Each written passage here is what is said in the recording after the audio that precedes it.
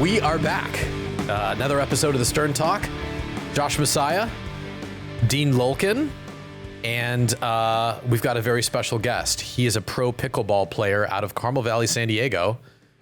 Ilan, I want to get this right, Wornovitzky. Correct. All right, cool. Nice. Awesome. Well, thank you for joining us. Thanks for having me. Yeah, absolutely. And he's here to promote his t-shirt company, which is called the Duct Tape T-Shirt Company. You want to tell us a little bit about the Duct Tape T-Shirt Company?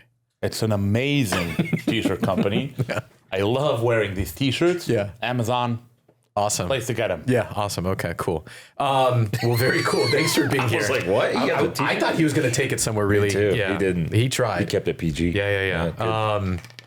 Well, listen, we're excited to meet you. Thank you for being here. You were supposed to be here. I feel like Dean should tell this story. Yeah, he was supposed to be Keeping the energy up. He was supposed to be one of the very first guests Yes. that we were going to have on a Stern Talk. FOD, Friends of Dean. Friends of Dean. Yeah. And at the last minute, I think maybe like a day or two before, he made up some sort of terrible story. What was the terrible story? About Walk us through it. Mexico and children and kidnappings and murders and sicknesses. And it was unbelievable. At the time, it made sense. I would want to say that. I think he was just scared to come on the podcast. Were you scared to come on? I was definitely scared. How does it feel now? Ace is here to comfort you. That's the problem. Asa wasn't here back then, so I was like, I'm not going to go without him. He's like, he'll be my bodyguard. Asa, how are you doing, brother? Good. All right, we got the thumbs up. Was that the episode when Please. I got insulted for like an hour straight because you guys were attacking bingo. me? Right? Yeah, No, it was. 2 hours straight. Yeah, 2 that hours. was like That was a long That was our episode. top producing podcast. I heard you guys like brunch and breakfast, though, right? Yeah, we're brunchers. And yet you've never been to my restaurant, so that's Okay, we're already into plugs. All right, go ahead. maybe that's the reason why I didn't show up. I felt We're not done with you Did yet. you just say the victim card? Yes. Yeah. Okay, This guy okay. loves being a victim. So this is like a theme, and listen, obviously we cut up these podcasts into edible bites for people to be able to consume. I think one of the most interesting things about small business owners that I think Dean noticed, and he was sharing with us before we went hot, was that small business owners love playing the victim card, and I find that interesting because generally you would assume it's not true, right? That the employees play the victim card and that the aggressor really is the small business owner. But not in California. not in California. Well, tell me more. Tell me more. How does this work? Wait, so you don't own a t-shirt company? not specifically. No, Not specifically. Okay. Well, tell us why the small business owner loves to play the victim card. I'm not saying you do. He does. Okay. I do. Dean indeed. is saying that you do. I do indeed. Yeah. But why is that role so amazingly played by small business owners that it's actually thematically a part of, I definitely feel California makes it really hard for the employer in a lot of senses that employees just have a ridiculous amount of protection against them for things that make no sense. Okay, well, give us some examples. What are some For things example, that? so right? Yeah. You have to give an employee for every 4 hours they're working, you have to give them a 10-minute break. If you give them a 10-minute break and they don't take a 10-minute break, Yeah. even if you give it to them, they can still sue you for not taking their 10-minute break, Yeah. which is ridiculous. That's Right. no personal accountability at all. That makes no sense whatsoever. Okay. So there's a lot of like So nuances like that. So how do you solve that? You're a business owner. You have to basically keep records of everything, right? So if you're going to give them a 10-minute break, they have to sign off on the break, on something you can actually keep, and then sign in right when they come right back off the break. And Okay. Make sure everybody's taking a break. This is like a clock in, clock out type thing. We actually, we tried the clock in, clock out, and although it's ridiculous, we still use it on a piece of paper. They sign out, they sign in. Because the clock in, clock out sometimes gets abused by another person doing it for that employee. So I want the employee to sign in and sign out, which is insane. Nowadays, you can actually do it with a Yeah, I remember thumbprint or a lot 20 of years things, ago, right? our company had like a Thumbprint. it was like a thumbprint thing, We still do it on, they just sign in and sign out. the old fashioned way. Okay, all right. So that's Or one. move to Texas, right? Texas doesn't have the same laws. Yeah. I'm sure there's a lot of states that don't have the same laws. Yeah. So why do you think California particularly has these types of laws? California is very liberal, very blue. Okay. I'm extremely liberal and blue. There are things that I just don't. I do think you have to have some personal accountability. For example, I'm sure you are all aware that fast food restaurants starting April 1st, the minimum wage went up to $20 an hour. Okay. Instead of being $16.30, I think it went up. So does that affect your business? Not my. So I have a breakfast restaurant, and we have 7 Jersey Mikes. Okay. So it affects the Jersey Mikes we own here in San Diego. So the Jersey Mikes aren't categorized as a bakery since you make your own bread? No, because it has to be a bakery that you actually sell your bread just as bread. Oh, I guess Jersey Mike should start selling bread. Well, we actually have a button for it that you could actually sell bread. It would be a hard sell. Yeah. And the second problem is you just won't get employees, right? Because let's assume I'm paying $16.30. Right next to me, we have McDonald's, Burger King, Chick-fil-A, whatever. They're going to pay $20. Do the tips count towards their... Not in California. Oh, interesting. All right, so explain to us, what is the problem with a $20 minimum wage for fast food workers? So And are you hiring? Asking for a friend. Real estate. So it's extremely complicated when you pick winners and losers for anything, right? So I am all for a minimum wage. Everybody should have a decent standard of living, but the governor of California can't come out and say people can't live off of $16.30 if you're a fast food employee, but you can live off of $16.30 if you're a warehouse employee. It's either nobody can live off of $16.30 or everybody can live off $16.30. Just saying, like, the state is targeting specifically fast food restaurants. That was clear. I mean, that happened. The push, I think, started 2 years ago. There was going to be a referendum coming this election to actually see if there was an association between fast food employees and unions to see if fast food employees would go up to the $20 an hour. There was going to be a referendum. But part of the issue was, in order for it to qualify for the $20, it had to be a chain that had over 50 stores in the US. And in theory, the corporate entity or the owner of the complete chain would be also responsible for whatever was not paid if they got into an issue. And so there was going to be a referendum. The big companies negotiated with the government, said, if you take that part away, we'll go with the $20 an hour. Okay. So that's when we get the $20 an hour. Okay. All right. Well, kind of a weird place to start from. You know what I mean? Yeah. Just out of perspective, in Texas, still the national minimum wage, which is, the federal minimum wage, which is insane. I agree. But it's $7.40 an hour. But they also have a tipped minimum wage, which is $2.60. Basically, as long as they make the $7.40 out of tips, you pay $2.40. That's in America? That's awesome. That's in Texas. That's real America. Yeah, I mean, I would have thought We should talk a little bit about what makes Ilan so interesting and why I was so interested in having him on as a guest. Yeah, so I'm looking at the notes. You don't have the notes pulled up. We didn't get the background, the inspiration, the origin story. Well, I'll tell you why he's here. Okay. Because I've known this guy for about a decade, maybe a little bit more, since our daughters were in preschool together. And from very early on, I understood that Ilan had a very unique perspective on small business.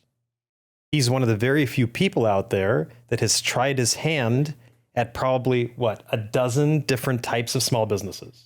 And he's owned and operated these businesses over the last decade plus.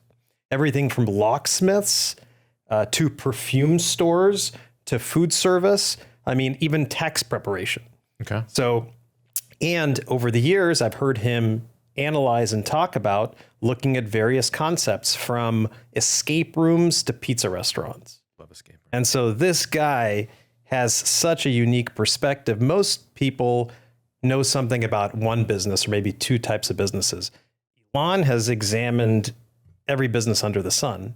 And like a small business owner, he has opinions about everything, very strong ones. So I'm so excited to hear all of his super strong opinions about it.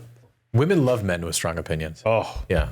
that's his wife loves that about it. Yeah. Lucky woman. Well, let's get into it. Let's go back to the origin story. Okay, Give us like a little, like from 10,000 feet, an understanding of your background, where you came from, how you got to San Diego, and how you became this sort of holistic, sort of omniscient, purveyor. Total. my father's main business. I'm from Mexico City. Okay. My father's main business in Mexico City, he sells heavy machinery to the power industry, so for power generation, mostly in Mexico. Not clean energy. They're getting cleaner, but for oil and gas refineries, basically, and power generation. And we represent usually European companies that sell the spare parts in Mexico. And when I joined my dad with that business, well, the problem with that business in particular, it's been a really good business for our family, but in Mexico, up till lately, all of the power generation is government owned. And with government owned, it varies drastically year to year, depending on the budget, depending on the president. And it's usually very backdated. So it's not backdated, back-ended. So it'll be towards the end of the year. They try to save their budget till the last moment of the year, just in case they have a power outage. And if they don't, then they'll have all the spare parts they need to make them better. So when I joined my dad in that business, I was bored to tears. There's not much to do a lot of the year because you go see a lot of the power plants, but they won't have the money released till the end of the year. So I had a lot of spare time, and that was just driving me insane. And so I opened back then I decided I was going to try to import other stuff with some friends from college. And we opened a company that imported novelty candy to Mexico. And we started getting licenses like Warner Brothers, DC Comics, et cetera, for the like candy wrappers or like it had like a little toy fan with candy inside. And we started selling those. And that started taking a little of my time when I had not much to do. After that, a friend of mine kept running that, and then we decided to venture into construction company.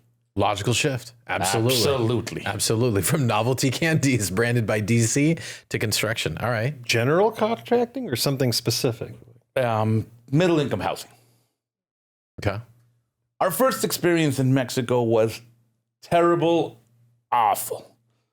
We bought a piece of land in Mexico City to build an apartment building that was going to have, well, here you would call it condo, right? If it's not for rent, it's condos. Right. Okay, so condo building. It was it was supposed to have 16 condos, and they told us you can probably get it permitted to 24 condos. When we went to go and see if we could get it permitted to 24 condos, they asked us for a contribution of $1 million. U.S.? Indeed. Oh, okay. And when we said that, it's a small building, that makes no sense. We're just not going to make any money. Their answer was, you're not ready to build in Mexico City. So that only delayed our licenses probably 3.5 years. Huh. Problematic. Then we had an issue with a union as well. We were not really versed in what the unionization of building workers in Mexico was. So we did not create a white union. The biggest union came over to our apartment building and said, you want to unionize with us? So we went to a lawyer, said, what should we do? And he said, just create a white union, and that's all you need to do. Right. Created a white union.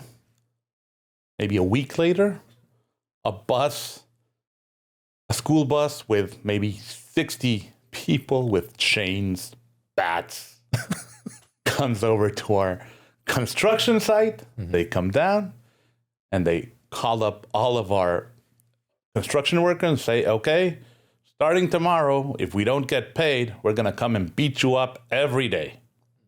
Evidently, our construction workers did not show up the following day. We took him to court. We won.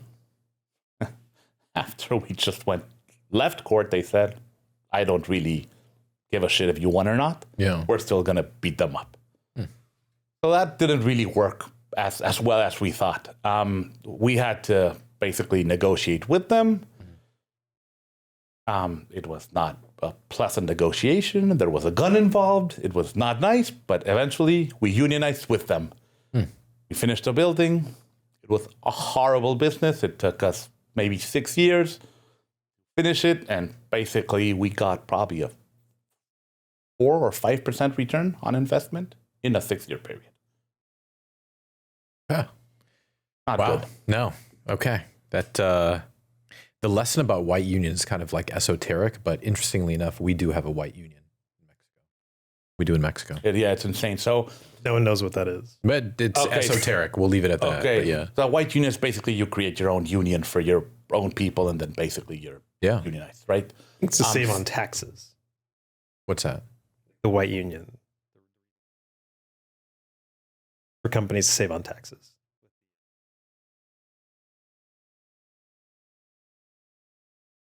I would say there's a lot of purposes. Yeah, I think to there's it, a but lot of purposes. Yeah. okay. Yeah. So As then, he just demonstrated, right? so then we moved to start building in big cities that were around Mexico City, 30, 40 minutes away, like Pachuca. And there we had more experience, obviously. So part of I'm partners with all of my family. Part of our issues has always been, we always think, how hard can it be? And evidently, sometimes it's really, really hard. Yeah. And so, obviously, you have to go through a learning curve that if you would have gotten somebody involved in that business, you probably would have saved a lot of money, just right? a fast question. So you go from selling candy, right, and then you go into some residential development for this condo tower, and then you're like, well, that took 6 years, and I got a 5% rate of return on my money. Logically, I should keep doing this. Like, walk us through the calculus in your brain where it's like, you're talking to your family like, wow, that took 6 years. And they're like, yeah, and we made 5% on our money. And they're like, yeah, and we had to go to court. We paid lawyers and there was guns involved. And they're like, we should do this again. Like, walk us through like how you help me sort of. And when you say family, I just want to be clear. All of these years you've been working together with your 2 brothers. You have a younger brother and an older brother. Correct. As well as your dad. My dad and my uncle, my father's brother. So when I was in Mexico, it was just me, my father, and my uncle. When I came over, my What brothers year got was that? involved. 2010. But you're stealing my question. That is true. Stop stealing. Yeah, stop stealing and cheating like you do in pickleball. But instead, help me to understand. You That's put up this condo right. building. You get a terribly small rate of return. There's guns involved. There's people you have to pay off. There's violence. There's threats of violence. There's lawyers you have to pay. And then you go back to your family like, hey, we should do this again. So explain to me the mental calculus and why you thought it was smart to continue down that road. Super fair question. I would say the answer is, if you're going to pretend to know everything about something, which obviously proved to be completely wrong, Yeah. and you already went to a 6-year learning curve, you might as well use the learning curve you already used. Learned to get that awful 4%. Now we come with a new perspective. So we go to Pachuca. The first thing we go, before we even buy the land, we go to the government. We say, okay, can we donate some... Now we're talking. Okay, so we donated some actually there we donated streets, we donated a park, and with that we got the permits 2 months later. Makes sense. Yeah. We found what the biggest union was. We unionized with them at the beginning. Completely different story. Yeah. And there we've already, we're in our third project in Pachuca. We've built about 400 homes already. Yeah. And so that's been really, really good for us. Okay. Interesting. So you learned a hard lesson, right? And then you continued through the journey. I think for small business owners out there that are listening to this episode, I think one of the things that I think small business owners are unique in is that, and I'll liken this to like working out, which obviously you do on a daily basis, but All muscle. but in order to get stronger, you have to get weaker first, right? Would you agree with that statement? Absolutely. Right. So you start working out and you feel pain, right? You have discomfort, right? You can't sleep, right? And as you continue doing it, you push through this barrier, and eventually, instead of being weaker, you get stronger. I think for Are a you lot of this, asking him if he knows? no. More like a rhetorical question. Sorry. But in any event, right? Like the idea is, in 9 to 5, like employment, right? It's mediocrity, right? You never have to grow stronger. You never have to grow faster, right? All you have to do is just maintain. And I think with business owners, they're used to, right, having to get weaker in order to get stronger. I think that's the tale, right? I was like sort of, tongue in cheek criticizing you about, 6-year project, violence, guns, threats, lawyers. Why would you go through it again? You're like, because we figured it out, right? And how many years later are you like, that was what, 10 years ago, 15 years ago? Almost 20 years ago. Almost 20 years ago. And are you still developing in Mexico? Yes. Yeah. So the lesson was learned, right? So the lesson is, right, and the lesson should be delivered by you, right? Relate it back to business owners in America, right? Because you started out talking about the minimum wage. Federal minimum wage being small, California raising the minimum wage for California, right? The state version, how it disproportionately affects small business owners respective to the food service industry, right? Right. But you're learning something, and obviously you're continuing in that industry, right? Correct. So despite it all, right, the unfair bias and attention, right, that Governor Newsom's giving to food service businesses, specifically small ones, right? It's hard to compete, but yet you still compete, right? Correct. Why do you still compete? You still compete because at least it'll become expensive for. The problem with that is mostly the customers will end up paying that increase at some point. Increased food costs. Absolutely. Okay, so you raise prices, But you can't raise them at the same.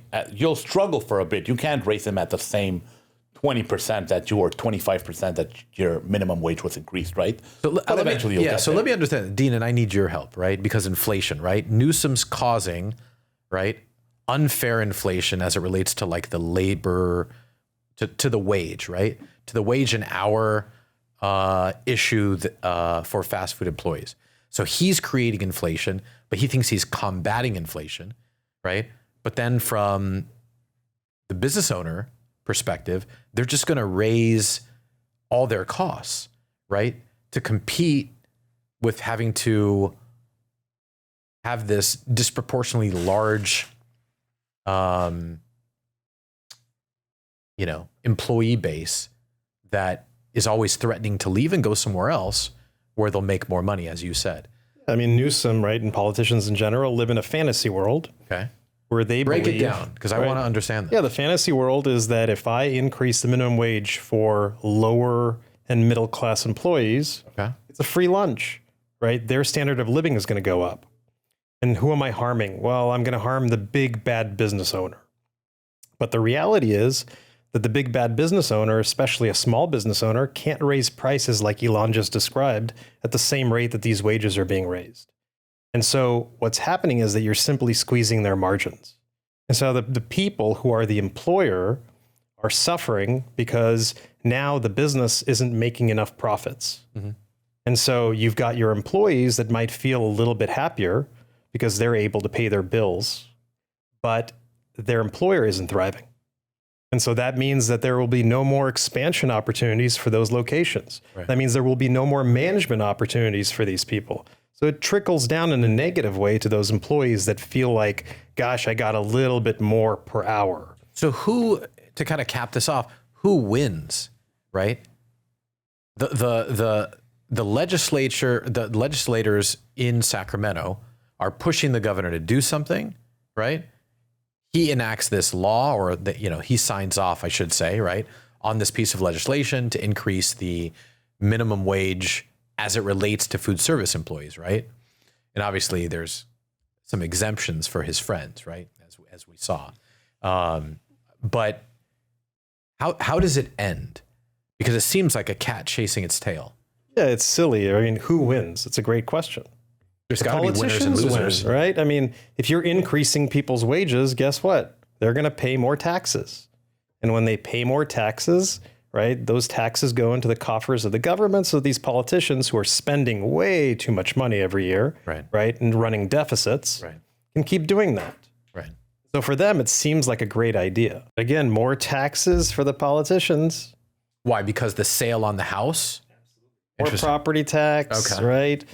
More tax on the sale or capital gains or income. Yeah.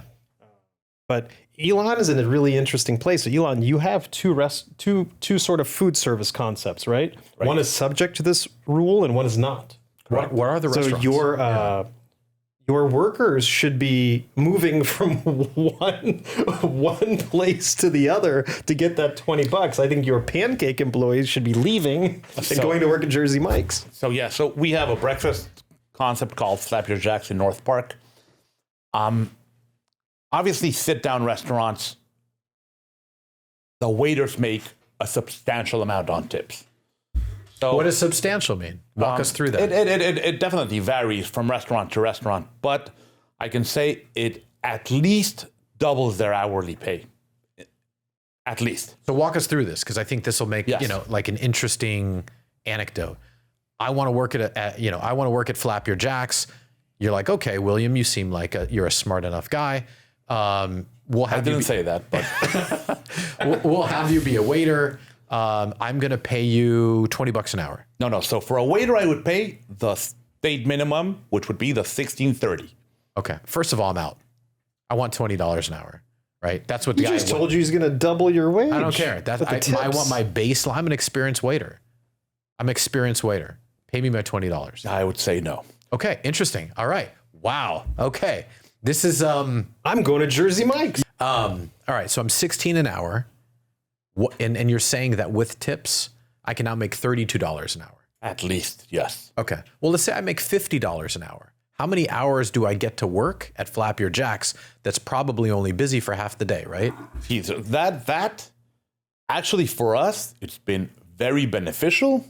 It might be problematic to some people, but a lot of people who work as waiters and busters, etc., they're not planning on making a career off of being waiters or busters for the rest of their lives. Hold on a second. They're not planning?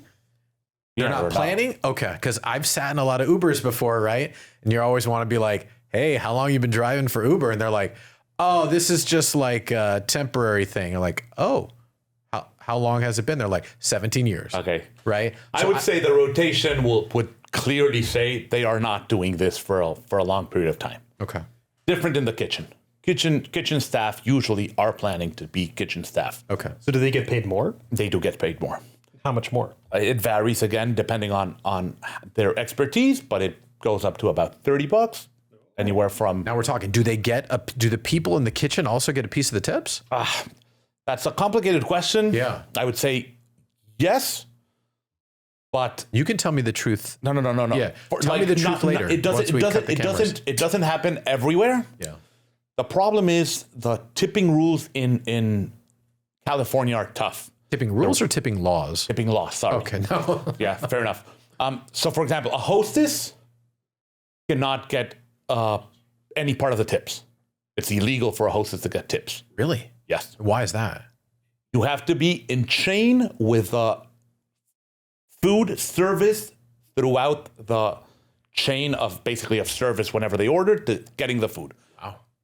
Okay. So a manager, assuming you pool tips, pooling tips would mean obviously everybody pulls them in and then you distributed them depending on the hours worked. If you're pooling tips, a manager cannot get any part of the tips.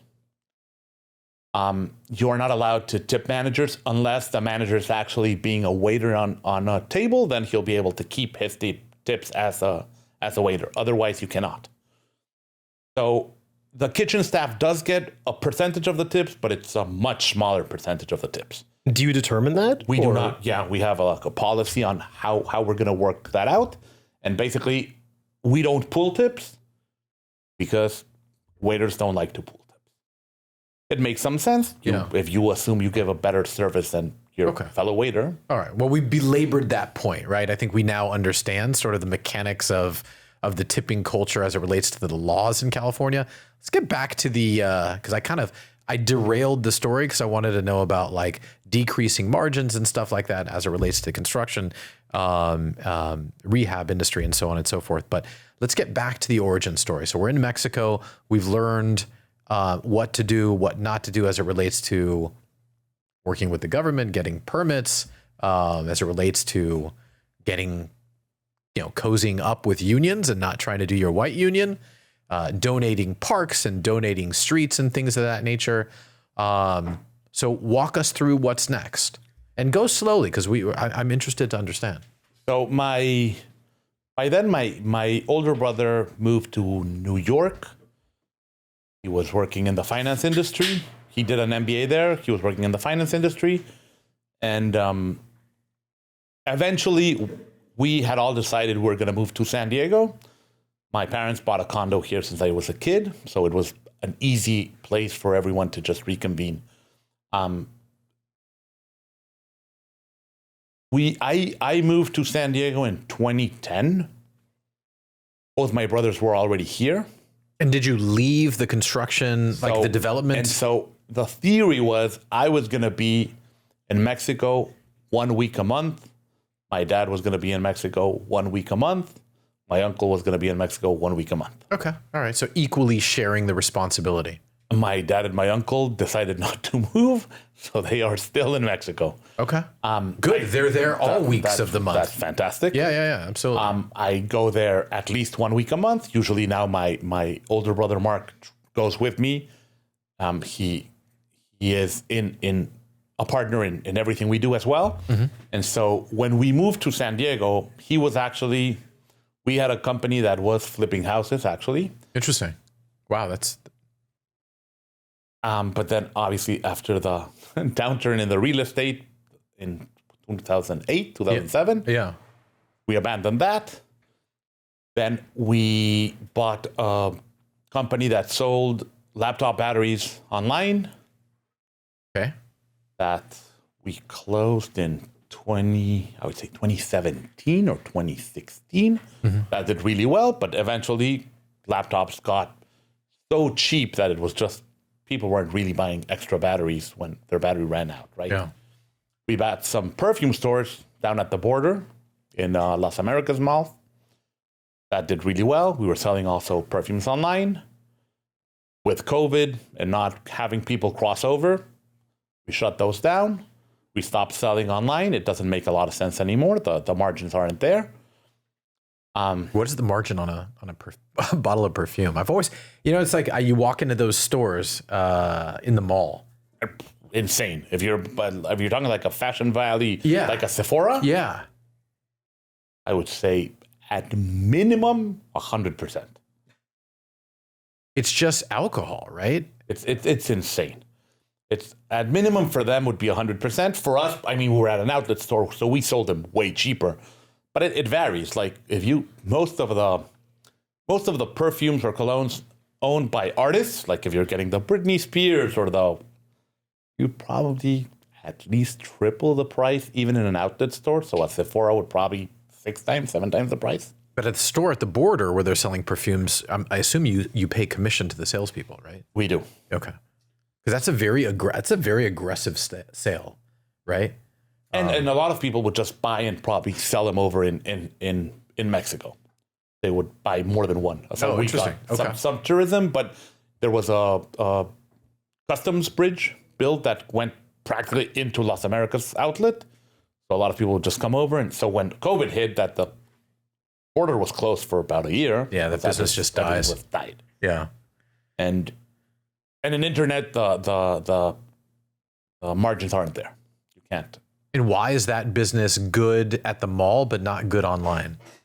Because the pricing for the mall is very similar to the pricing for internet. And although I do understand that you're paying rent in the mall, and for internet you're paying a much lower rent because you have a warehouse wherever it is. Right. The shipping is a big part of it, and the Amazon commission is huge because you sell much more through Amazon than through your own website. Or if you're doing pay-per-click, it's very expensive to do pay-per-click for I feel like perfumes. if I was going to sell a perfume, knowing what I know now about digital marketing, I would crush. Can I tell you my pitch? Go. You let me know if Go you want to ahead. invest. So you give me a warehouse full of perfumes. I look at the top TikTok, Instagram personalities that hawk fragrance, makeup, that type of stuff. Girls that'll do their makeup online and show it to people that are getting they're getting a lot of views and stuff like that. And that would just give them 50% of the margin, right? So you'd give them an affiliate code, they'd push it, right? And we just have them, I don't know, I get 1,000 influencers worldwide. Why wouldn't that work? Are you talking for your own brand of perfume? Or No, for just selling general perfume? any perfume. Because what I do is I would look at what the flavor of the month is. So I'd go to my distributor and I'd say, all right, what's the perfume, man and women, or male and female, that I can get the best deal on? And he'd say, okay, it's XYZ perfume. It's Justin Timberlake perfume. The problem with that is perfume is pretty like commoditized, right? So you can buy the exact same perfume in Target as in Price Club, as in wherever they have like the sales, as in Sephora or whatever, right? He does have all the answers. So I need to create a bespoke perfume. Right. Okay. Because when you go to Now we're talking. When you go to that influencer, he'll be like, okay, yeah, buy this from Stern Perfumes. Boom, I've got an idea now. I go to the influencers and I say, hey, I'm Estee Lauder, right, ish. I'll make you your own perfume. That could You definitely pitch work. it. That could definitely work. So why don't we do it? And they do. Oh, they do? They do a lot of, yeah. Look at this guy. Please, camera. I don't know what camera he's supposed to turn to. 7 or 6. There's no number on that camera. 6? That's 6. Dean, why do you know all this? Why are you so good with TikTok Shop? He buys those perfumes. I am a huge TikToker. I have a question as it relates to Flap Your Jacks, because I like restaurants that are scalable. I feel like you've tapped into something interesting. Do you want to explain the concept and then I can ask my question? Absolutely. Yeah, So okay. Because it's unique. It is. It's very unique. It is. So Yeah. we decided that you want more than just lunch or breakfast or brunch. You want an experience as well, right? So Like Benihana. there you go. Yeah, like Benihana. So you have a small griddle on the table, and besides having like a full menu, which I particularly think is amazing, Yeah. we also have Look at this guy. This guy never turned down a calorie in his life. we also have So good at pickleball. Is really? No. I am amazing. I am amazing. Well, it depends compared to who He you play. cheats. He does cheats. He does absolutely cheat. cheats. We do well when we're together because he cheats, although he doesn't I play took well. you. But regardless, Stop and start. Go through it again because I was rude. I interrupted. no worries. So So you're giving them an experience. They have a small griddle in front of them. besides everything you can get in the kitchen, we also have these squeeze bottles with 4 or 5 flavors of batter mix that you basically press like a ketchup bottle, basically, and you can do different designs, pictures, whatever, with the different batters: banana batter, chocolate batter. And do you toppings. give them forms also? So when they pour it, it comes out. No. You have to be creative by yourself. Can't get a heart. Can't get a Mickey shape. Can't. No. Okay. But it's pretty simple. Yeah. It's pretty simple. So that makes it definitely very entertaining. Yeah. A lot Do of people like the batter? they love it. Okay. So you obviously at the end the waiter comes over and says, "Hope you had a great meal.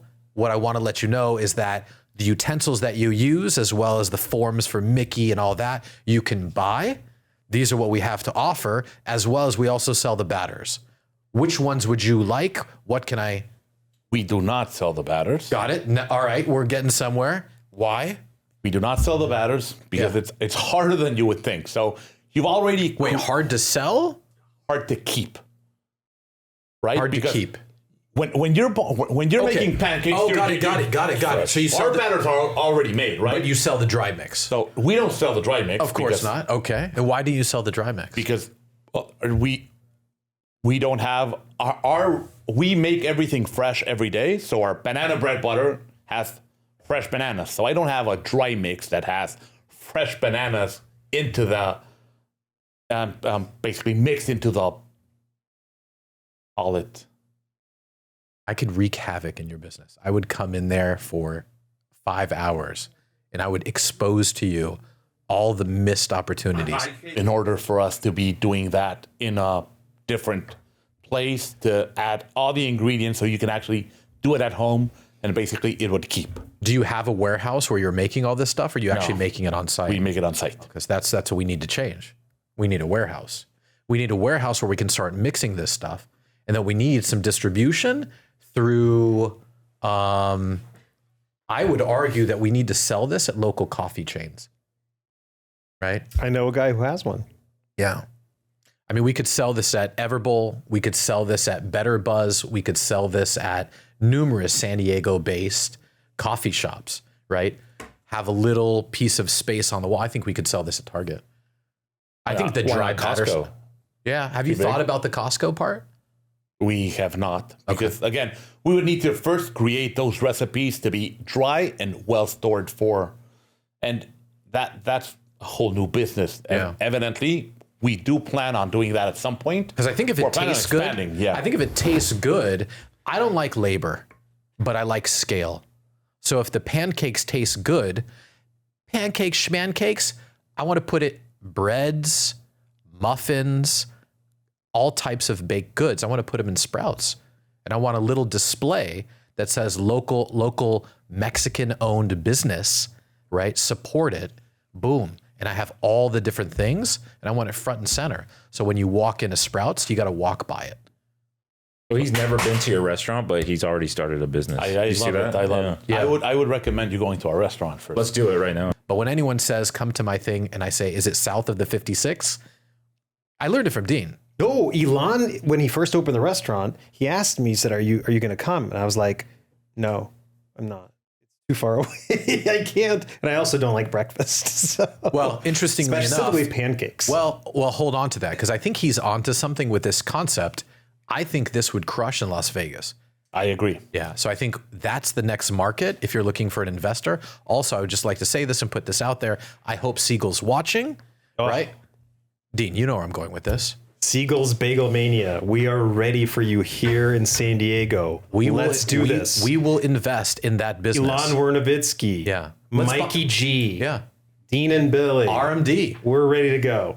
Let's buy the rights to Siegel Bagel Mania. Have you been to this place in Las Vegas? I was there once, yeah. Yeah. Let's buy the rights. My favorite restaurant. Really? Oh, I love that place. Listen, kosher style deli plus bakery.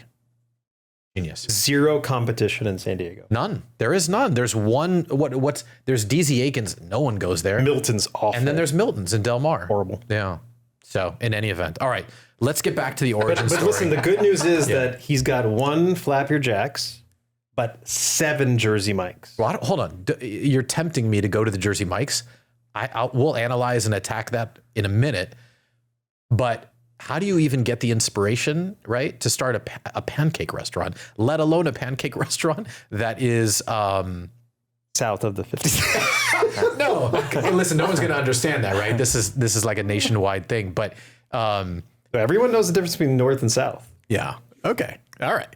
Well, but how do you get this idea, right? Because this idea doesn't exist in Mexico, does it? No. Okay.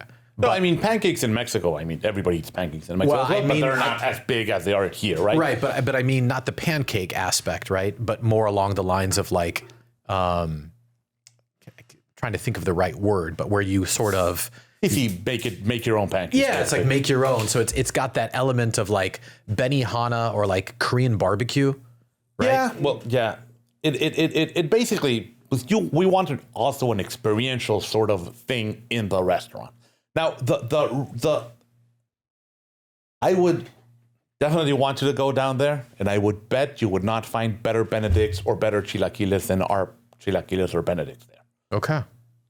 We have really good reviews. We've done really well, but opening it in San Diego was such a problematic thing that I would definitely not want to open another one, probably in California in the short run. Okay. I would open it somewhere else. You We've didn't been answer to me. Vegas. We've Yeah. been to Houston. But hold on, you didn't even answer my question. What was your question? This is like what do you call it? Like the White House press room or whatever. They ask what's her name a question. She like goes into. A very interesting question. Yeah, I'm glad you asked that. Glad you asked that. So I asked you, like, you have this pancake concept that's experiential, to use your Yes. the way you worded it. But where does that come from? It doesn't exist in Mexico, right? Obviously, pancakes do. Who came up with this stupid idea? Yeah. Tell us. Yeah. Okay. So He responds to force. This is like the Putin thing. Yeah. we've obviously seen like the grill your own steak, which we were not happy of. You remember the one in downtown? I think it was called Yes. Club or something. Strip Club. Yeah. Yeah. You never. Sorry, down. It existed for a was long south time. of I like 56, other so yeah, kinds of like- strip clubs. I don't. Oh yeah. So Keep it kosher. The kid's right there. He knows. Good guy. That's where he met Marlene, actually. Not your Marlene. Albert Preciado's Marlene. Yeah. So we like that concept in general. We saw something similar in Portland called Lappy Cakes, I believe it's called. Okay, so you stole the idea. Okay, There you great. go. All right. Nothing good comes from Portland. No. Let's be clear. There you about go. It's a Remember this? much Remember better the- concept. You remember. that. Oh yeah. You remember. Was that Portland? Oh yeah. With Magic Sex? Mm-hmm. Okay, all right. Moving along. Anyway. So you stole the concept. There I you got it. go. And you brought it to San Diego. There you go. What did it cost? Because obviously somebody's got to develop a menu. Somebody's got to, create the build out. Architects involved. I remember when they opened up Javier's in San Diego. Your friend was a part of it. It was the build out was 10 million? 13. $13 million for, I don't know how many people, maybe it seats 400 or something like that. In UTC? Yeah.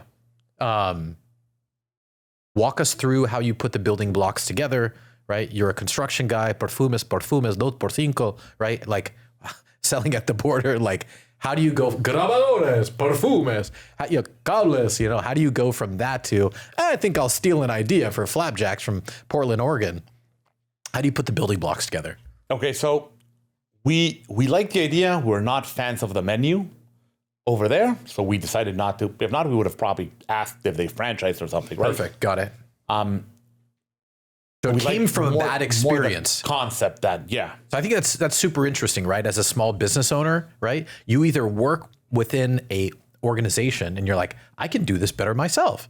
And then they start their own company, right? And then there's also instances where it's like, I went to this restaurant or I had this experience. I think I can do it better. That's what you did. That's exactly For some what odd we did, reason, yes. you were in Portland, Oregon.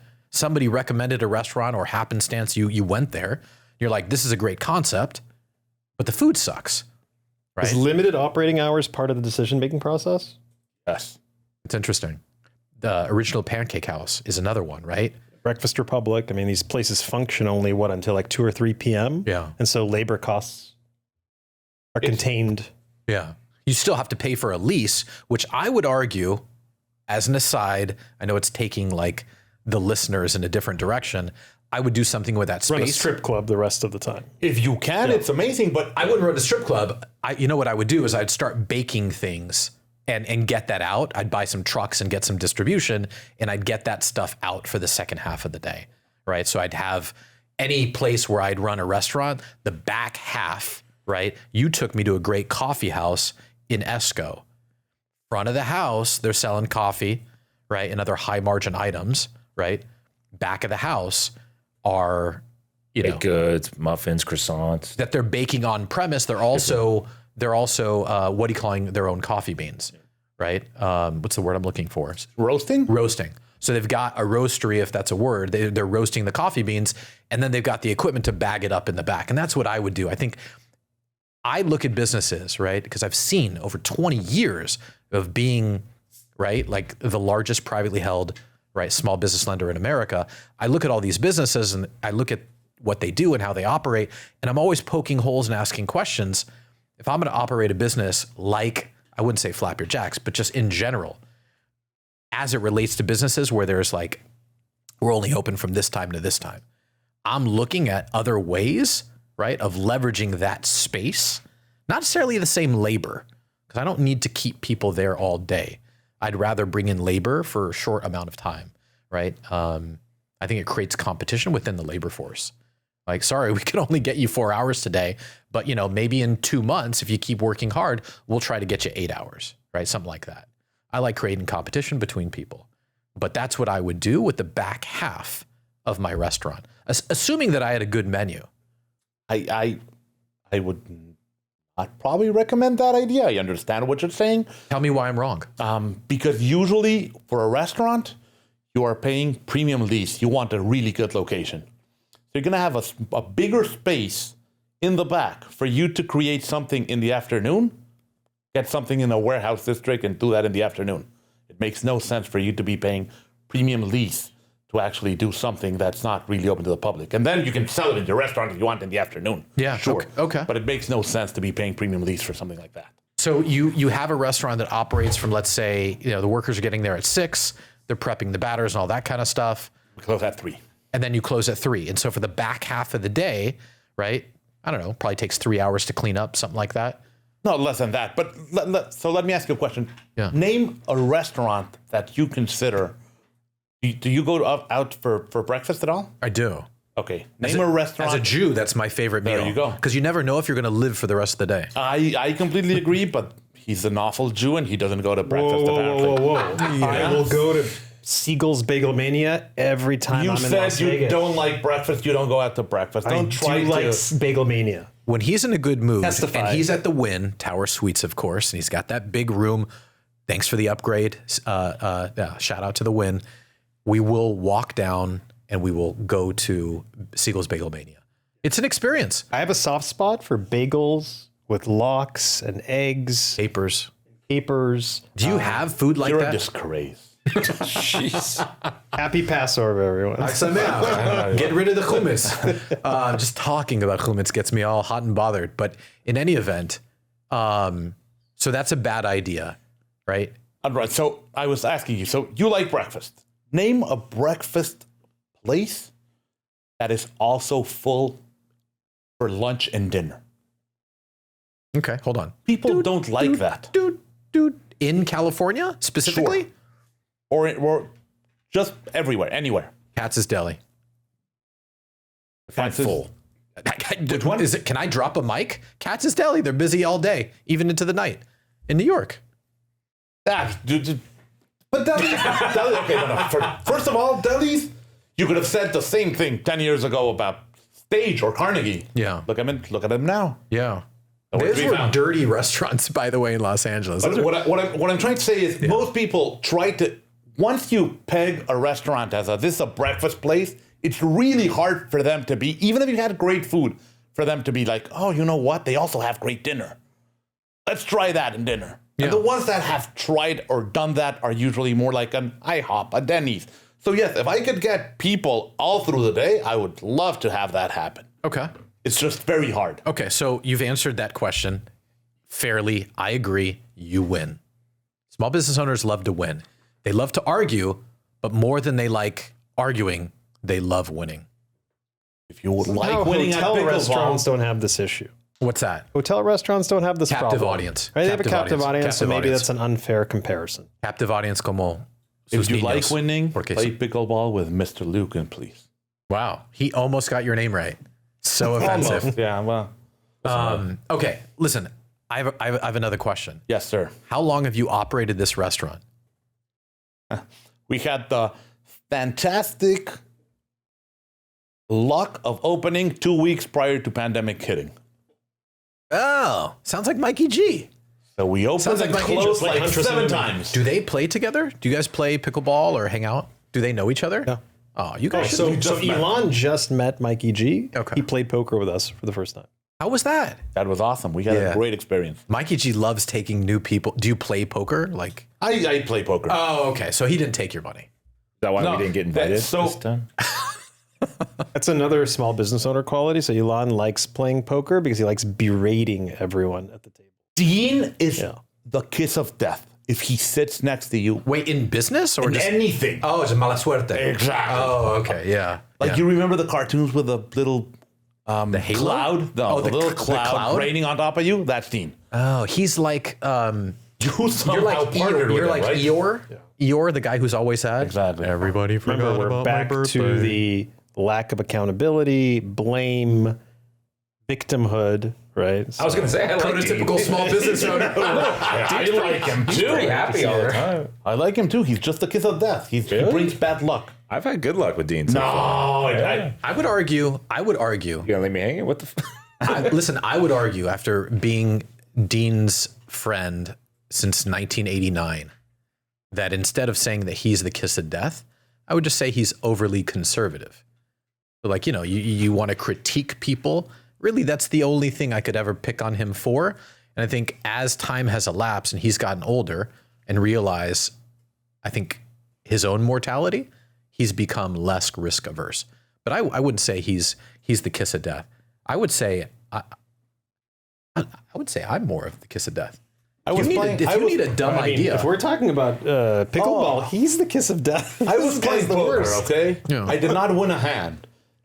Dean is the first or the second one to lose out. He leaves. I start winning. When he comes back, he's like, wow, I can't believe it. You were almost gone and look at you now. Yeah. He sits back down right next to me. I did not win a hand ever again. Oh, and I was the next one out. Okay, so this Kiss is of interesting. death. So this is interesting, and that brings me to my next point, which is why business owners can't accept any responsibility for their actions and just blame other people. Yeah, and also we could have your brothers here probably to maybe give us some first-hand accounts of this lack of accountability and responsibility. What is it like working with family? Tell us. For them, it has to be amazing. For me, it's hard. I am a great person. But you'd rather work with. He didn't even answer the question about his That was restaurant. pretty good. He's like, you took me on this trip through like Disneyland or the In flag football, we call this the swim move. swim move. Yeah, where they do one of these. I'm so lost with what my question. I was asking him like, how long have you been operating this pancake So restaurant? we opened in Pandemic. 2019. Yeah, Or 20. When did pandemic hit? 2020. March 2020. So yeah, we opened February 2020. Okay, so you opened and then obviously closed. Closed, open, closed. Closed, open, closed, open, closed, open. Were you serving people outside? Very hard. Did you do takeaway? So no, Did you start selling batter? no. Okay. I'm noticing a common theme, which is once you stop talking, it implies that you either haven't thought of the idea or you're wrong. No. You ready? Okay. Ready? Yeah. All right, go. Hit me with it. Hit me with it. California doesn't let you have grills outside. Really? As ridiculous as that sounds. So let me counter that point. you can grill on a beach. I understand. It's a different thing. On Convoy, How do the Koreans do it? yeah, there's a Zion Market, and adjacent to Zion Market is a place called Taeguki, which is like Korean flag. And their griddles for cooking Korean barbecue are outside on the patio. I would love for you to explain how to do that. Yeah. But I'll explain. I'll give you some examples. You know how they did it? Yes. Do you want to know? Yes. They donated a street. They donated a park. There you go. They found the right union. The problem here, the parks and streets are very expensive. So we decided to go. Okay. So for example, we had to put a hood on top of every table. That makes no sense. None whatsoever. Pancakes don't smoke. Do you think we could have grease. invested in a food truck and just park the food truck in front of the restaurant To do what? to just take pancake orders and just give them their pancakes? But people want to make their own pancakes. So as stupid as this sounds, This is what the Egyptians told us. of pancakes. Yeah, this is what the Egyptians told us in Egypt. They're like, no. People want to make their own pyramids. We're like, what? No, we don't want. We just want a pyramid. I'll give you an example. Yeah. Saturdays and Sundays, we sometimes have a 2-hour wait list. Do you guys use Yelp check-in? We do. Okay. And how does that work for you? It works well. You'll always have people complaining that they assume that it was a reservation. Although it's clear for everyone it should not be a reservation. Do you have And an it app? says, we do. Okay. And with the app, are they earning points? No. And with the app, can they like get a Oh, reservation? no, we don't have an app for our... No, you do it through Yelp. We don't have an app for our store. Okay. Gotcha. I understand. Yeah. You're All welcome. the answers. You're welcome. Lienchka, как дела? You're welcome. But Yeah, we yeah. will have an app. It would cost $1,000 to create an app, I right? completely agree. They create points, right? Every time they make, they buy something, they're making, they're getting points to their account. And you have different levels. You've got bronze, silver, gold, I have a membership. platinum. Actually, I saw it pop up on the website. It asked me for my email to earn we points. have a Letter. newsletter. Is there any way I could get you to just, Do an app. Well, just use the mic. I mean, really anything as it relates to the mic. Luke. Yeah. But I want to hear you, and I can't hear you unless you talk into the mic. Okay. So, all right, we got a restaurant with no app, but a reward system. Newsletter. He asks the question, he doesn't even let me answer. That's the problem here. I think that's the issue here. This is the small business owner, like the Okay. accountability thing. We're just going to... 2-hour this. wait list. There are tables outside that you can use. You can't make your own pancakes outside. You can make your own pancakes in every table inside. Yeah. Not outside because of California, although you claim to have an answer. And if you do, I'll definitely welcome that. We have to speak Korean, but yeah. And yet, people will wait the 2 hours to sit inside and sometimes not make pancakes. Why does that happen? And they I just don't order understand. chilaquiles or they order Benedict's. Most people don't. I would say probably 80% of the tables will have a pancake batter, but they'll have a dish that they order, and sometimes they'll have like pancakes for dessert. Okay, so is that, But the other 20%. I used to surf a lot, right? And I remember like when I first started surfing, they would say, all right, when you paddle out, right, don't paddle out when the wave is crashing in your face. I feel like God's telling you something. He's saying that only 20% of the people are making pancakes at the table. No. No? 80% are making pancakes. Okay. 20% are not making pancakes. Okay. So do you have... But out of that 80%, most people are also ordering a dish from inside the kitchen. Okay, so let me ask you this. Yes. Do you have seating at the restaurant? And I don't mean to dwell on this, but is there seating at the restaurant that doesn't have a griddle? Only the bar. Okay, gotcha. So when you are checking people in, do you ask them questions like, do you want a griddle? Do you not want a griddle? Like, do you ask them those questions? Obviously, we do. Yeah. Obviously, it's the weirdest thing. Yeah. People might come in without even knowing you can make pancakes at the table. But then they get FOMO. So they get FOMO. That's right? exactly it. So They they'll be see the table next to them. It's a 2-hour wait list unless you want to sit outside. So Right. they'll be, I'll sit outside. The only thing is you don't have a griddle. Yeah. What do you mean? You can't make your own pancakes outside. What does that mean? Oh, besides the menu, you can also make your own pancake. Well, wait the 2 hours. Sometimes they'll wait the 2 hours and they still won't order. And then when they're out there waiting for 2 hours. I don't understand it. Let me ask you a question because I'm dumb. Help me understand something. I'm so locked in right now. Lev, I don't know if do you have a mic? You don't have a mic. We don't have the budget for a mic apparently. Am I Davis Clark?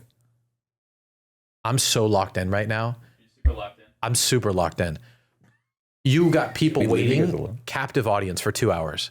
What are you selling them? We're selling them nothing.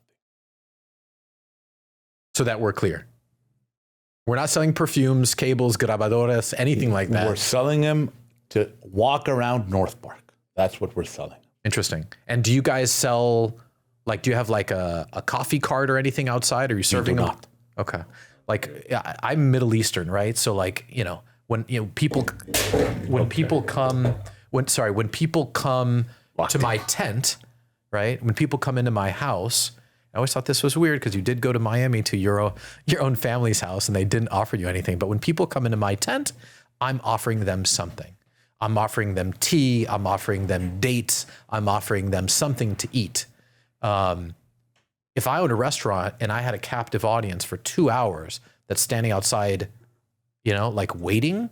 Dean, finish my sentence. What are we doing?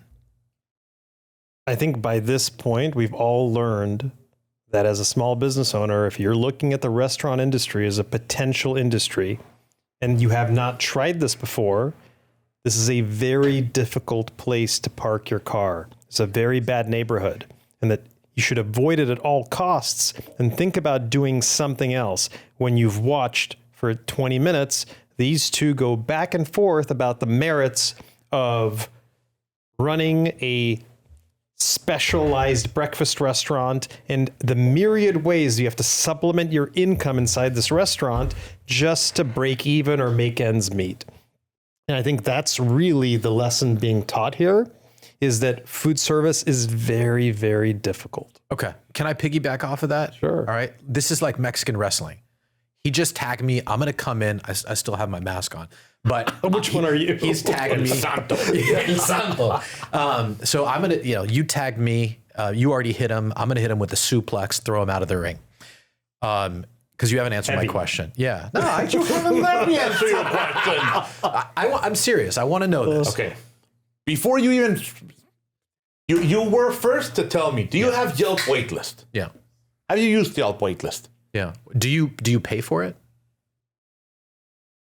Okay. It'll be interesting. And Okay. I've always wanted to know what you have to pay Yelp, because Yelp is like a union. No, we Right? do. They pay. want. No, we do to pay Yeah, okay. Yelp, but it's not a big amount. But okay, And so you've used Yelp waitlist. Yeah. Well, I want to ask a question. You are aware you don't have to be at the location when you use Yelp waitlist. I do it personally. I do it when I'm leaving the house. So you do understand that then you don't have people for 2 hours outside, right? Because only someone would go there and do it there and stand there for This 2 guy's hours. trying to hit me with the technicality. But that's not a technicality. That's part of the big thing about using Yelp waitlist, right? Okay. All right. Let's get back to this, because you Josh said just committed suicide. You said I know it's tough, right? I I just want to know how. Do I have to wait in this 2 hour line if I go? Because that's probably why you haven't gone. Why don't you do that on Yelp waitlist? Okay. And when it Can says I you're just text 20 minutes you? away, you just go there. Okay. I'm going to encourage one person to talk at once, right? Oh, that's not fun. That's not fun. But in all seriousness, you said to me, and I could play back the tape. Sound bites aren't sworn testimony, but I feel like I gotcha. You said, I've got them for 2 hours and they're going to walk around North Park. For me, as a business owner or as an enterprising investor, right? Dean's other half, right? I'm not Dean's yes man. When Dean says no, I say no. If I've got them for 2 hours, I don't want them walking around North Park spending their money. I want them at my location spending their money. So I'm just asking you, like, I use the example when people come into my house, I offer them fruit, I offer them, nuts, I offer them coffee. No, but I'm serious, right? Dean, this is like a basic thing. You've got people for 2 hours. Why not sell them something? I don't want to sell them something that necessarily will fill their stomach, because that means that they're going to waste, or that's a wasted opportunity in the restaurant. We're definitely working there. But I would sell them coffee. I would sell them coffee because, one, right, it makes them full, and then they pee it out, right? And then they go more, they're going to get hungry. Or I'd sell them something that's going to spike their blood sugar, that'll make them eat more. Or I'd give it to them for free. Like, as you know, at restaurants, specifically like Italian restaurants, when you go there, they give you a bread basket. Conventional wisdom would say, well, don't eat the bread, because then you're going to fill up and then you won't order anything off the menu. That would be wrong, because if you wear a glucose monitor, as you eat the bread, your glucose spikes, right? And then insulin is going to get released in order to lower your glucose levels. But what ends up happening is, once you eat that bread and your glucose spikes, you're super hungry and you'll just order everything off the menu. So it's very important as a waiter, right? Or as an owner of a restaurant, to train the waiters, right? Not only in fluency in the menu, right? But what are the high margin items? What are the specialties? What stuff do we have in the kitchen that's close to expiring that we need to get out the door quickly, right? And get them to order. All right. Like, for example, do you guys have appetizers? Yeah. Huge missed opportunity for breakfast restaurants. They always want to get people immediately into the main courses. When you go to breakfast restaurants, they're never, ever recommending an appetizer, right? I would say you've worked so hard marketing to get the people into those seats, right? Let's throw it all after, drinks, specialty drinks, alcohol drinks, then move to appetizers, right? Unless you're just trying to turn the tables. So there's two things to that. One, you definitely want to turn the tables. The second is people are really price sensitive for breakfast.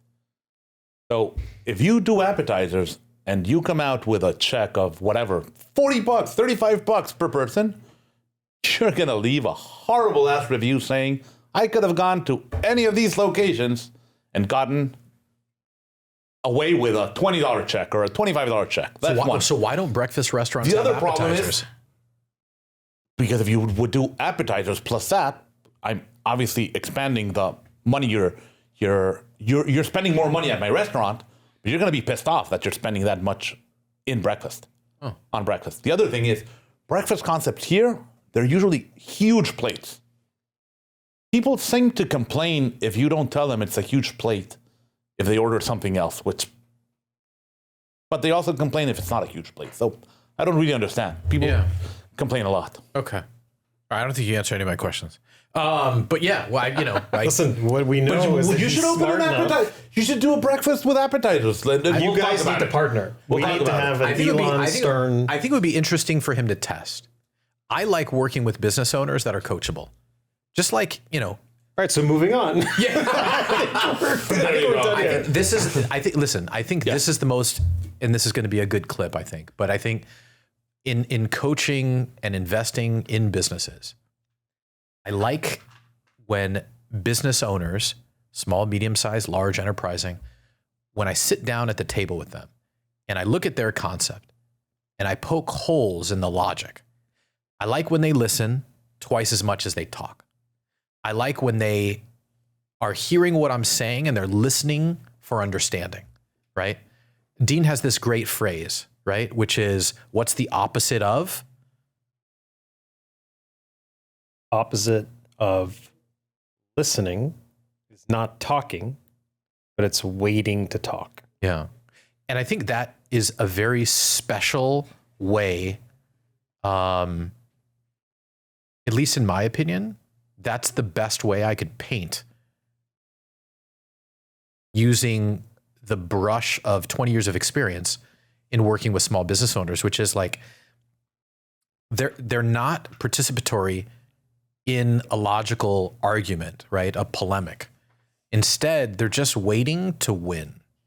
And I think once small business owners can start to accept and embrace advice from someone who's built, right, and scaled companies for the last 20 years, that's when the introspectiveness, right, starts to change not only their being, but their interpersonal skills as it relates to working with employees. They're working with their wives, working with investors and their partners, you with your family. I'm going to give you an idea, and as opposed to, and this is not an attack, so don't feel that way, but I'm going to give you an idea, and as opposed to trying to shoot it down immediately as if I'm some bogey on your radar, see me rather as an ally, right? That's trying to add value within your organization. I say to you, you've got people at your restaurant waiting for an hour, 2 hours, right? Give them something to spike their blood sugar so that they order more at the table. Your immediate answer is, well, I'm trying to turn the tables. I say to you, like, okay, do you have little forms and stuff so they can make cute characters? And then they make them, and then can you sell them those characters as take home? No, we don't do that. Okay. What about the batter? We don't have cute forms to make their... They sell them. I've seen them, right? I've seen little silicone things. And I see, but we don't have those. yeah, I'm just saying. Yeah. No, I'm just saying you could, right? Like you could. Right, sure. You could sell utensils. You could sell the batter. There's all these things you could do to sell these high margin items that wouldn't necessarily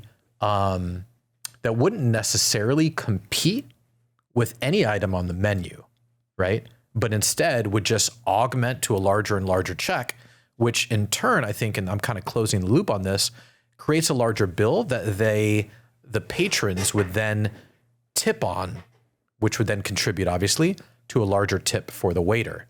So I think, the point that I'm trying to make with small business owners is that it's the lens you look through, right? And it's a tired lens because you're working in the business. And I'm just encouraging small business owners out there, right? Be it Ilan or otherwise, right? And this is like a favorite phrase of mine, which is what you pay attention to determines what you miss. I've never been to your restaurant. I know nothing about it, but I think coming in as an outsider, right? I'm seeing these opportunities, right?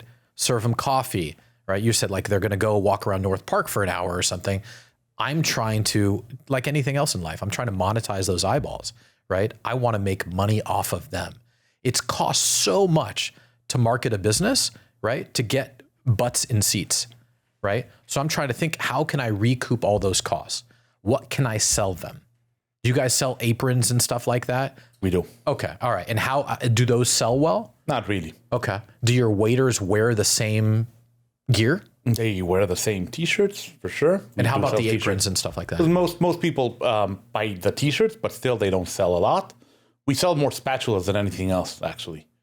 You do sell spatulas. We do sell spatulas, and we do a charity event in which we sell spatulas. Do you ever do any giveaways? So it's like everyone who's checking in, they're putting their name on the list, then they sit down, and then midway through breakfast, right? Maybe every 30 minutes or something, there's some sort of giveaway, and you're creating this buzz in the restaurant. So we haven't done that. We did one with social media, okay, in which everybody would put their. Can I tell you why I'm asking this question? Yes. Go ahead. Yeah. I'm asking this question because I'm thinking, right, again, not with blinders on working in the business. I'm thinking about it in terms of how I can affect your business from the outside looking in. And I'm thinking of your business, right? As I said to you, right?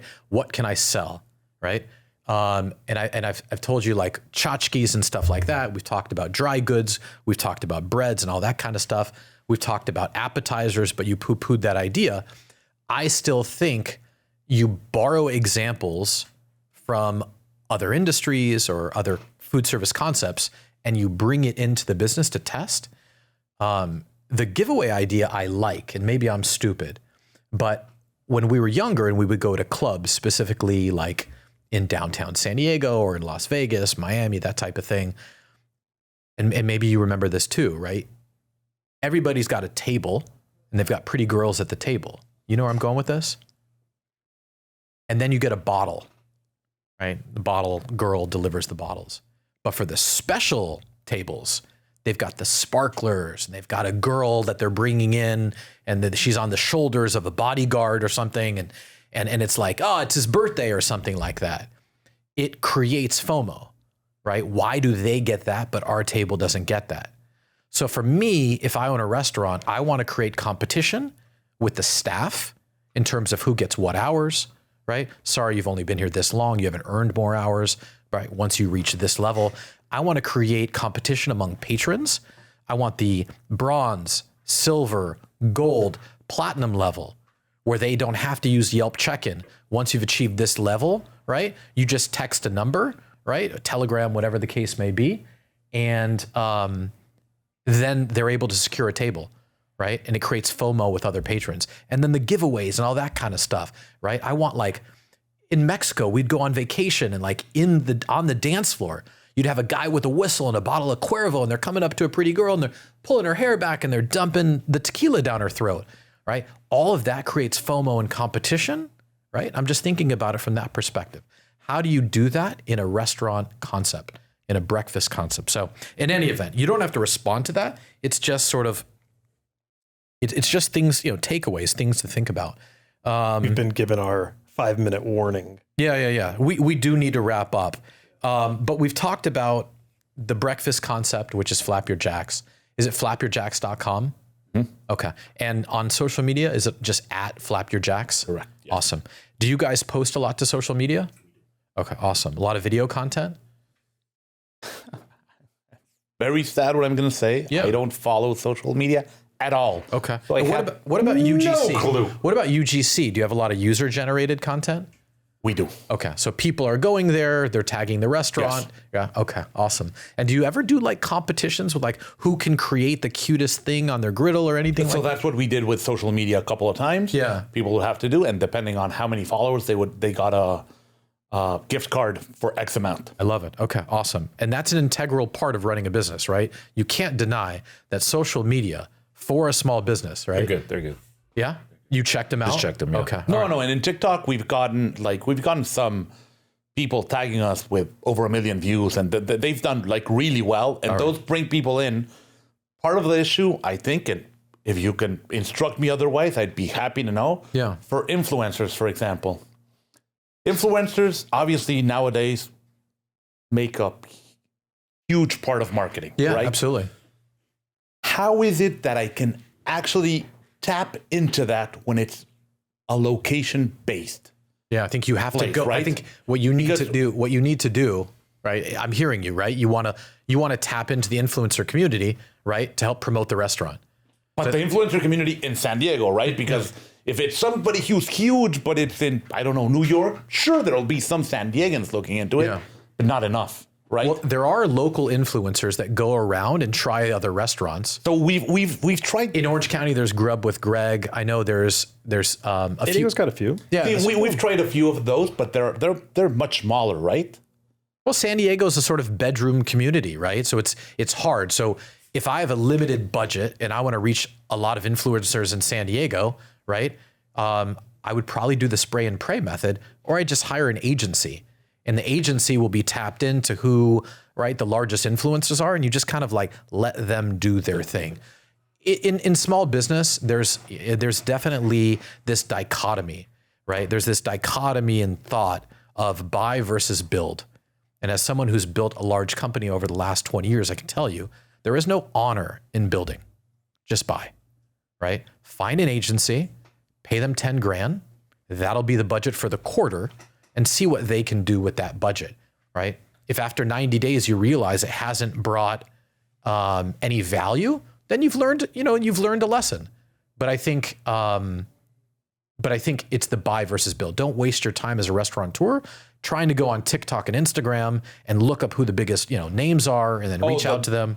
The one we did was exactly through an agency, but again, without knowing, how do I know if that agency? How do I know? Like me not being a social media dude, right? Yeah. And I hire Dean. Let's assume he's an agency, and he hires these people from TikTok. Yeah. I can come out of that thinking, well, TikTok doesn't work. Yeah. But it might have been that Dean doesn't have the right people, right? Let me put a bow on it Yes. for you so we can wrap this episode. So if a small business owner is asking Ilan's question, which is, I don't want to build, I just want to buy, how do I find the right agency, right? I think the answer is, right, trade your, I want to say this right, trade your time for money. Is that, Dean, is that the phrase? Right? You want to hire someone to do it for you. Don't waste your time. Time is something you can give and never get back. So with regard to hiring the right agency, I would say your network is your net worth. Your network is your net worth. Ask other business owners in your industry or outside your industry who they've used, what their success has been, what the story was, if they were happy with it, if they would recommend, right? Don't try to recreate the wheel. Go to Mikey G with RMD and say, who do you use? Who do you recommend? Let's put a bow on this. Ilan, thank you so much for being here.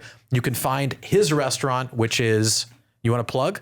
Flap Your Jacks. Flap Your Jacks, right? You It's also in own a bunch North Park. in North Park, right? In San Diego. You also own a bunch of Jersey Mike's. We didn't have time to get into it. But I think there could be a part 2 here, because I'm anxious to hear if you've implemented anything that I've sort of recommended. So we'll put a bow on it. Thank you guys very much. And thank you to our very special guest, Asa Wilkin. Thank We're you, out of here, Asa. guys. Bye, guys. We'll see you next time. Bye.